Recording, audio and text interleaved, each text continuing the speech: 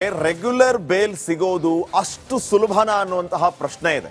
ಕಾರಣ ಈಗಾಗಲೇ 2 ದಿನಗಳ ಕಾಲ ನಾಗೇಶ್ ಅವರು ದರ್ಶನ್ ಪರ ವಾದ ಮಂಡನೆ ಮಾಡಿದ್ದಾರೆ. ಈಗ ಎಸ್ಪಿಪಿ ಅವರ ಪ್ರತಿವಾದ ಆರಂಭ ಆದ್ರೆ ಅಸಲಿ ಪಿಕ್ಚರ್ ಆರಂಭ ಆದಂತೆ ಲೆಕ್ಕ. ಪ್ರತಿಯೊಂದು ವಿಚಾರಕ್ಕೂ ಕೌಂಟರ್ ಕೊಡೋದಕ್ಕೆ ಎಸ್ಪಿಪಿ ಎಲ್ಲಾ ರೀತಿಯ ಸಿದ್ಧತೆಯನ್ನ ಮಾಡಿಕೊಂಡಿದ್ದಾರೆ.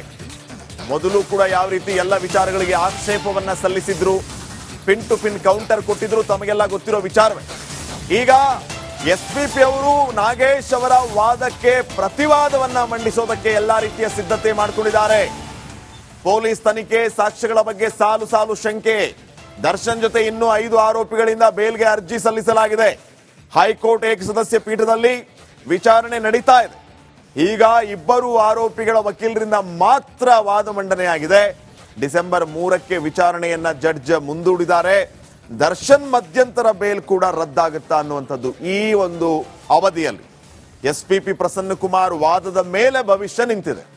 ಇವರು ಯಾವ ರೀತಿ ಎಲ್ಲ ವಿಚಾರಗಳನ್ನ ಪ್ರಸ್ತಾಪ ಮಾಡಿ ಆಕ್ಷೇಪವನ್ನ ಸಲ್ಲಿಸ್ತಾರೆ, ಅದ್ರ ಮೇಲೆ ಮಧ್ಯಂತರ ಜಾಮೀನು ರದ್ದಾಗುತ್ತಾ ಅಥವಾ ರೆಗ್ಯುಲರ್ ಬೇಲ್ ಅನ್ನುವಂತ ವಿಚಾರವನ್ನೇ ಕೋರ್ಟ್ ತಳ್ಳಿ ಹಾಕುತ್ತಾ ಅನ್ನುವಂತ ಪ್ರಶ್ನೆ ಇದೆ.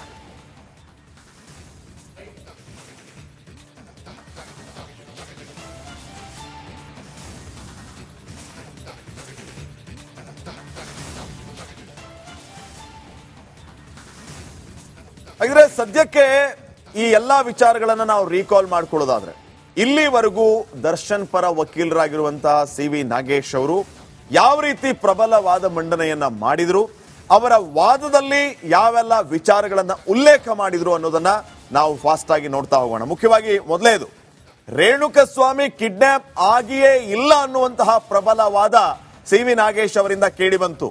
ಅವರ ಕಿಡ್ನಾಪ್ ಅನ್ನ ಮಾಡಿಯೇ ಇಲ್ಲ ಅಂತ ಹೇಳಿ ನಾಗೇಶ್ ಅವರು ಮೊದಲು ವಾದವನ್ನ ಆರಂಭಿಸಿದ್ರು.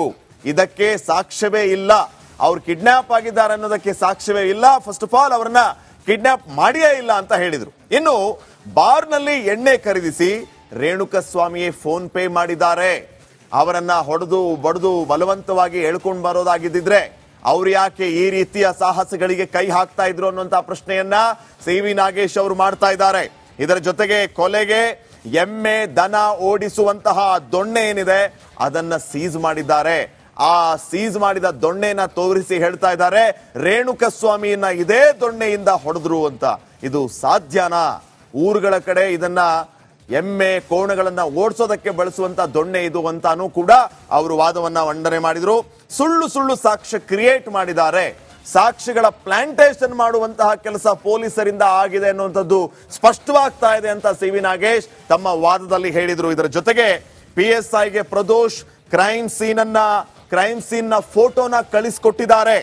ಈವರೆಗೂ PSI ವಿನಯ್ ಮೊಬೈಲ್ ನ ರಿಟ್ರೀವ್ ಯಾಕೆ ಮಾಡಿಲ್ಲ ಅನ್ನುವಂತಹ ಪ್ರಶ್ನೆಯನ್ನ ಕೂಡ ಸಿ.ವಿ. ನಾಗೇಶ್ ಅವರು ತಮ್ಮ ವಾದದ ಮೂಲಕ ಕೇಳಿದ್ದಾರೆ.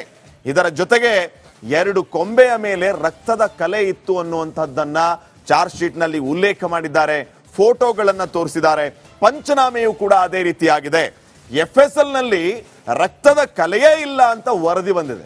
ಹಾಗಿದ್ರೆ ಕೊಂಬೆಗಳ ಮೇಲೆ ಇದ್ದ ರಕ್ತ ಯಾರದ್ದು, ಅದು ಹೇಗ್ ಬಂತು ಅನ್ನುವಂತಹ ಪ್ರಶ್ನೆಯನ್ನ ಕೂಡ ಸಿ.ವಿ. ನಾಗೇಶ್ ಅವರು ಮಾಡಿದ್ದಾರೆ. ಇದರ ಜೊತೆಗೆ ದರ್ಶನ್ ವಿಚಾರವಾಗಿ ಸೀಜ್ ಮಾಡಿದ್ದಂತಹ ಶೂ ಆಗಿರಬಹುದು ಇತ್ಯಾದಿ ಇತ್ಯಾದಿ ಇದೆಲ್ಲವೂ ಕೂಡ ಸುಳ್ಳಿನ ಪಂಚನಾಮೆ ಅಂತ ನಾಗೇಶ್ ಅವರು ಹೇಳ್ತಾ ಇದ್ದಾರೆ. ಹಾಗೇನೆ 2 ಸಾಕ್ಷಿಗಳು ಸ್ಥಳದಲ್ಲಿ ಇರಲೇ ಇಲ್ಲ ಅಂತಾನೂ ಕೂಡ ನಾಗೇಶ್ ಹೇಳಿದ್ದಾರೆ. 2 ಸಾಕ್ಷಿಗಳ ಹೇಳಿಕೆಯಲ್ಲಿ ತಾಳಮೇಳವೇ ಇಲ್ಲ. ಅವರೊಂದು ರೀತಿ ಹೇಳ್ತಾ ಇದ್ದಾರೆ, ಇವರೊಂದು ರೀತಿ ಹೇಳ್ತಾ ಇದ್ದಾರೆ. ಇವರು ಕ್ರಿಯೇಟ್ ಮಾಡಿದಂತಹ ಸಾಕ್ಷಿಗಳೇನಿದೆ ಆ ಸಾಕ್ಷಿಗಳ ಹೇಳಿಕೆಗಳಲ್ಲಿ ತಾಳ ಇಲ್ಲ, ಮೇಳ ಇಲ್ಲ ಅಂತ ನಾಗೇಶ್ ಅವರು ಹೇಳಿದ್ದಾರೆ. ಈ ರೀತಿಯ ವ್ಯತಿರಿಕ್ತ ಹೇಳಿಕೆಗಳಿಂದ ಇದು ಪ್ಲಾಂಟೆಡ್ ವಿಟ್ನೆಸ್ ಅನ್ನುವಂಥದ್ದು ಸ್ಪಷ್ಟವಾಗ್ತಾ ಇದೆ ಅನ್ನುವಂಥ ಮಾತನ್ನ ಕೂಡ ನಾಗೇಶ್ ಅವರು ತಮ್ಮ ವಾದದಲ್ಲಿ ಹೇಳ್ತಾ ಇದ್ದಾರೆ. ಇದರ ಜೊತೆಗೆ ಸಾಕ್ಷಿ ಹೇಳಿಕೆಯನ್ನ ದಾಖಲಿಸೋದಕ್ಕೆ 12 ದಿನ ಬೇಕಾಯಿತು ಯಾಕೆ ಅನ್ನುವಂತಹ ಪ್ರಶ್ನೆಯನ್ನ ಕೂಡ ಮಾಡ್ತಾ ಇದ್ದಾರೆ. 12 ದಿನ ತಡ ಮಾಡಿದ್ದು ಉದ್ದೇಶಪೂರ್ವಕವಾಗಿಯಾ ಅಥವಾ ತಡ ಮಾಡಿದ್ ಯಾಕೆ ಅನ್ನುವಂತಹ ಪ್ರಶ್ನೆಯನ್ನ ಕೂಡ ಮಾಡ್ತಾ ಇದ್ದಾರೆ. ಪೊಲೀಸರು ಸಂಗ್ರಹಿಸಿರುವ ಸಾಕ್ಷಿಗಳ ಉಲ್ಲೇಖವೇ ಇಲ್ಲ ಅನ್ನುವಂತ ಮಾತನ್ನ ಕೂಡ ನಾಗೇಶ್ ಅವರು ಹೇಳ್ತಾ ಇದ್ದಾರೆ.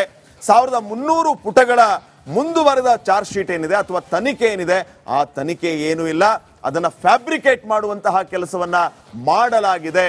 ಫ್ಯಾಬ್ರಿಕೇಟ್ ಮಾಡಿಯೇ ಆ 1300 ಪುಟಗಳ ಹೆಚ್ಚುವರಿ ಚಾರ್ಜ್ ಶೀಟ್ ಅನ್ನ ಸಲ್ಲಿಸಲಾಗಿದೆ ಅಂತ ಹೇಳ್ತಾ ಇದ್ದಾರೆ.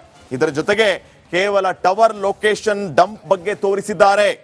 ಆದ್ರೆ ಆ ಫೋನ್ ಯಾರ ಜೊತೆ ಇತ್ತು ಅನ್ನೋದನ್ನೇ ತೋರಿಸಿಲ್ಲ.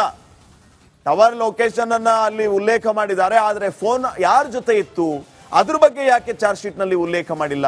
ಇದರಿಂದ ಏನ್ ಗೊತ್ತಾಗುತ್ತೆ, ಏನ್ ಸೂಚಿಸುತ್ತೆ ಇವರ ಚಾರ್ಜ್ ಶೀಟ್ ಅನ್ನುವಂತಹ ಪ್ರಶ್ನೆಯನ್ನ ಕೂಡ ಮಾಡಿದ್ದಾರೆ. ರವಿಶಂಕರ್ ಫೋಟೋದಲ್ಲಿ ಜೀನ್ಸ್ ಪ್ಯಾಂಟ್ ಅನ್ನ ಧರಿಸಿದ್ದಾನೆ, ಆದರೆ ಪೊಲೀಸರು ಅವನ ಪ್ಯಾಂಟ್ ಅನ್ನೇ ಬದಲಿಸಿದ್ದಾರೆ. ಸೊ ವ್ಯವಸ್ಥಿತವಾಗಿ ಇಲ್ಲಿ ಯಾವ ರೀತಿ ಸಾಕ್ಷಿಗಳನ್ನ ಪ್ಲಾಂಟ್ ಮಾಡಲಾಗಿದೆ, ಈ ಒಂದು ತನಿಖೆಯ ದಿಕ್ಕನ್ನ ತಪ್ಪಿಸುವ ಕೆಲಸ ಆಗ್ತಾ ಇದೆ, ಇವೆಲ್ಲವೂ ಕೂಡ ಇಲ್ಲಿ ಸ್ಪಷ್ಟ ಅನ್ನುವಂತಹ ಪ್ರಬಲ ವಾದವನ್ನ ಸಿ.ವಿ. ನಾಗೇಶ್ ಅವರು ಮಂಡನೆ ಮಾಡಿದ್ದಾರೆ. ಸೊ ಇಲ್ಲಿವರೆಗೂ ಈ ಹಂತದವರೆಗೂ ಈ ರೀತಿ ಸಿ.ವಿ. ನಾಗೇಶ್ ಅವರು ವಾದ ಮಂಡನೆಯನ್ನು ಮಾಡಿದ್ದಾರೆ 2 ದಿನಗಳ ಕಾಲ. ಈಗ ಎಸ್.ಪಿ.ಪಿ. ಅವರ ಪ್ರತಿವಾದ ಯಾವ ರೀತಿ ಇರುತ್ತೆ ಅನ್ನೋದು ಸದ್ಯಕ್ಕಿನ ಕುತೂಹಲ ಆಗಿದೆ. ಇನ್ನು ಮತ್ತೊಂದು ಕಡೆ ಮೇಲ್ಮನವಿಯ ವಿಚಾರವೂ ಕೂಡ ಸದ್ಯ ರೆಗ್ಯುಲರ್ ಬೇಲ್ ಸಿಗೋದು ಅಷ್ಟು ಸುಲಭನ ಅನ್ನುವಂತಹ ಪ್ರಶ್ನೆ ಇದೆ. ಕಾರಣ ಈಗಾಗಲೇ 2 ದಿನಗಳ ಕಾಲ ನಾಗೇಶ್ ಅವರು ದರ್ಶನ್ ಪರ ವಾದ ಮಂಡನೆ ಮಾಡಿದ್ದಾರೆ. ಈಗ ಎಸ್.ಪಿ.ಪಿ. ಅವರ ಪ್ರತಿವಾದ ಆರಂಭ ಆದ್ರೆ ಅಸಲಿ ಪಿಕ್ಚರ್ ಆರಂಭ ಆದಂತೆ ಲೆಕ್ಕ. ಪ್ರತಿಯೊಂದು ವಿಚಾರಕ್ಕೂ ಕೌಂಟರ್ ಕೊಡೋದಕ್ಕೆ ಎಸ್.ಪಿ.ಪಿ. ಎಲ್ಲಾ ರೀತಿಯ ಸಿದ್ಧತೆಯನ್ನ ಮಾಡಿಕೊಂಡಿದ್ದಾರೆ. ಮೊದಲು ಕೂಡ ಯಾವ ರೀತಿ ಎಲ್ಲ ವಿಚಾರಗಳಿಗೆ ಆಕ್ಷೇಪವನ್ನ ಸಲ್ಲಿಸಿದ್ರು, ಪಿನ್ ಟು ಪಿನ್ ಕೌಂಟರ್ ಕೊಟ್ಟಿದ್ರು, ತಮಗೆಲ್ಲ ಗೊತ್ತಿರೋ ವಿಚಾರವೇ. ಈಗ ಎಸ್.ಪಿ.ಪಿ. ಅವರು ನಾಗೇಶ್ ಅವರ ವಾದಕ್ಕೆ ಪ್ರತಿವಾದವನ್ನ ಮಂಡಿಸೋದಕ್ಕೆ ಎಲ್ಲಾ ರೀತಿಯ ಸಿದ್ಧತೆ ಮಾಡಿಕೊಂಡಿದ್ದಾರೆ. ಪೊಲೀಸ್ ತನಿಖೆ, ಸಾಕ್ಷ್ಯಗಳ ಬಗ್ಗೆ ಸಾಲು ಸಾಲು ಶಂಕೆ. ದರ್ಶನ್ ಜೊತೆ ಇನ್ನೂ 5 ಆರೋಪಿಗಳಿಂದ ಬೇಲ್ಗೆ ಅರ್ಜಿ ಸಲ್ಲಿಸಲಾಗಿದೆ. ಹೈಕೋರ್ಟ್ ಏಕಸದಸ್ಯ ಪೀಠದಲ್ಲಿ ವಿಚಾರಣೆ ನಡೀತಾ ಇದೆ. ಈಗ 2 ಆರೋಪಿಗಳ ವಕೀಲರಿಂದ ಮಾತ್ರ ವಾದ ಮಂಡನೆಯಾಗಿದೆ.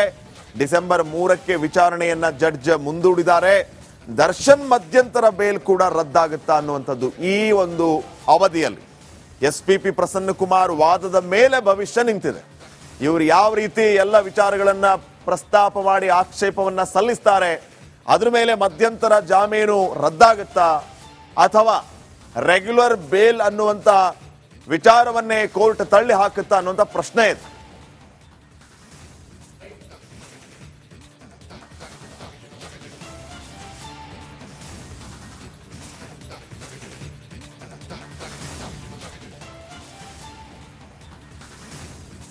ಹಾಗಿದ್ರೆ ಸದ್ಯಕ್ಕೆ ಈ ಎಲ್ಲಾ ವಿಚಾರಗಳನ್ನ ನಾವು ರೀಕಾಲ್ ಮಾಡ್ಕೊಳ್ಳೋದಾದ್ರೆ, ಇಲ್ಲಿವರೆಗೂ ದರ್ಶನ್ ಪರ ವಕೀಲರಾಗಿರುವಂತಹ ಸಿ.ವಿ. ನಾಗೇಶ್ ಅವರು ಯಾವ ರೀತಿ ಪ್ರಬಲ ವಾದ ಮಂಡನೆಯನ್ನ ಮಾಡಿದ್ರು, ಅವರ ವಾದದಲ್ಲಿ ಯಾವೆಲ್ಲ ವಿಚಾರಗಳನ್ನ ಉಲ್ಲೇಖ ಮಾಡಿದ್ರು ಅನ್ನೋದನ್ನ ನಾವು ಫಾಸ್ಟ್ ಆಗಿ ನೋಡ್ತಾ ಹೋಗೋಣ. ಮುಖ್ಯವಾಗಿ ಮೊದಲೇದು, ರೇಣುಕಸ್ವಾಮಿ ಕಿಡ್ನಾಪ್ ಆಗಿಯೇ ಇಲ್ಲ ಅನ್ನುವಂತಹ ಪ್ರಬಲ ವಾದ ಸಿ.ವಿ. ನಾಗೇಶ್ ಅವರಿಂದ ಕೇಳಿ ಬಂತು.